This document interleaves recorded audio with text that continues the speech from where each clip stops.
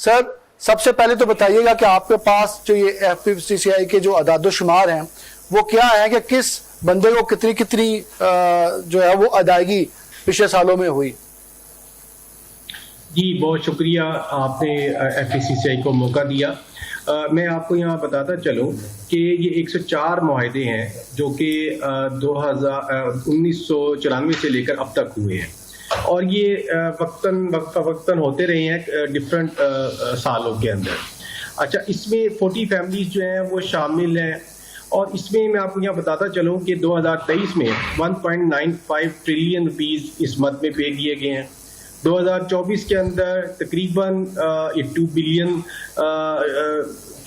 पे किए गए हैं बिलियन डॉलर और 2025 में जो अंदाजा किया जा रहा है कि 2.7 से 2.8 ट्रिलियन।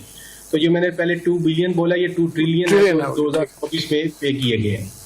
तो एक तो ये बात है कि इस सारा सिलसिला क्यों हो रहा है और इसी तरह जब आपके पास जो ट्रांसमिशन लाइन है वो आपके पास ट्रांसमिशन लाइन है 26-27 हज़ार मेगावाट की और आपने जो एग्रीमेंट कर लिए हैं वो 47,000 मेगावाट के कर लिए।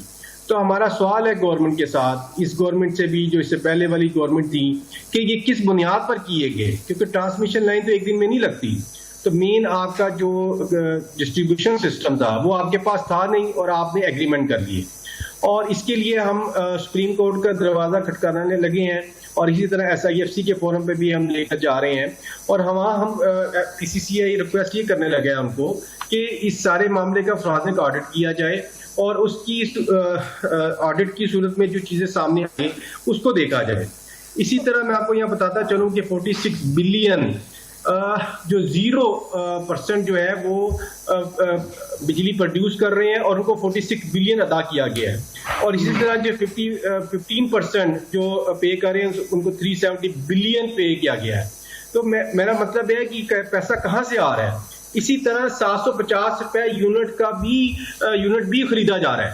अंदाजा करें कि जिस वक्तों में 6 सेंट में या 4 सेंट में लग रहे थे IPP दुनिया में, हमने उस वक्त 16 जो है वो सेंट के ऊपर हमने लगाए। तो क्या कोई चेक एंड बैलेंस नहीं है? जकी साहब इसमें डिटेल में हम थोड़ा सा इसको ना ब्रेकअप कर लेते हैं, इसको हम सेगमेंट वाइज जो है डिस्कस करते हैं। जैसे आपने बताया कि हमारी ट्रांसमिशन लाइन के ऊपर इतनी कैपेसिटी ही नहीं है जितने हमने मुआहदे किए। तो ये जो मुआहदे थे ये ग्रेजुअली इकट्ठे मुआहदे हुए या वक्तन फवक्तन मुख्तलिफ अदवार के अंदर ये मुआहदे हुए हैं? ये दो मैंने आपको बताया ना, 1994 से ये सिलसिला शुरू है और इसमें तमाम जो गवर्नमेंट्स हैं वो शामिल रही हैं। हमारा यहाँ पर एक मुतालबा है कि जितने भी ये फोरम है, जिस तरह नेपरा है उसका जो भी बोर्ड है उसके ऊपर FPCCI की जो है वो रिप्रेजेंटेशन होनी चाहिए है, बिजनेस कम्युनिटी की रिप्रेजेंटेशन होनी चाहिए है, उनका एक नुमाइंदा वहाँ बैठा होना चाहिए है ताकि। और देखिए मैं आपको यहाँ और बताता चलूँ कि अभी नए IPPs और रास्ते के अंदर है, हजारों मेगावाट के। अभी इंडस्ट्री आपकी बंद हो रही है। सर मैं आपको बताऊं FPCCI ने अभी हमारी जो जमात है UBG जो ग्रुप है हमारा, हमने जनवरी 2024 में इक़्तिदार में आए यहाँ पर, तो हमने $100 बिलियन का प्रोग्राम बनाया, एक्सपोर्ट का 2030 विजन बनाया। लेकिन मुझे ये बताएं कि ये जो अभी सारा कुछ ये जो बिजली की प्राइसेस है, सर देखिए हमारी जो नेबर कंट्रीज में है वो 6 सेंट में बिजली अवेलेबल है। हम ये कह रहे हैं अगर 9 सेंट में भी दे रहे हैं तो हमारे कारखाने चल जाएंगे। हम अभी प्रॉफिट नहीं बनाएंगे लेकिन कारखाने हम चला देंगे, हम लोगों को रोजगार दे देंगे। लेकिन अब इसी इंडस्ट्री से ऊपर बात चली गई है। सर वो जाहिर है कि आप मार्केट प्राइस के मुताबिक अगर हम आदमी है वो भी इससे मुतासिर हो गया है, जो कमर्शियल लोग हैं, जो रिटेलर है, दुकानदार है, वो भी इससे मुतासिर हो गए हैं और जो इंडस्ट्री है वो तो पहले ही मुतासिर में शामिल थी। जकी साहब बिल्कुल, अगर आपकी मार्केट कंपैटिबिलिटी के हिसाब से प्राइसिंग नहीं होगी ऑब्वियसली आपके लिए सर्वाइवल मुश्किल होगा और ये होना चाहिए। आपने कहा कि कुछ मुआहदे जो है वो पाइपलाइन में है, यानी कि एक गलती आप माजी में कर चुके हैं जिसका खमियाजा आज भुगतना पड़ रहा है। तो ये जो नए मुआहदे हैं इसकी कोई तफसीलात आपके पास हैं कि कौन से लोग हैं जिनके अब नए मुआहदे होने जा रहे हैं?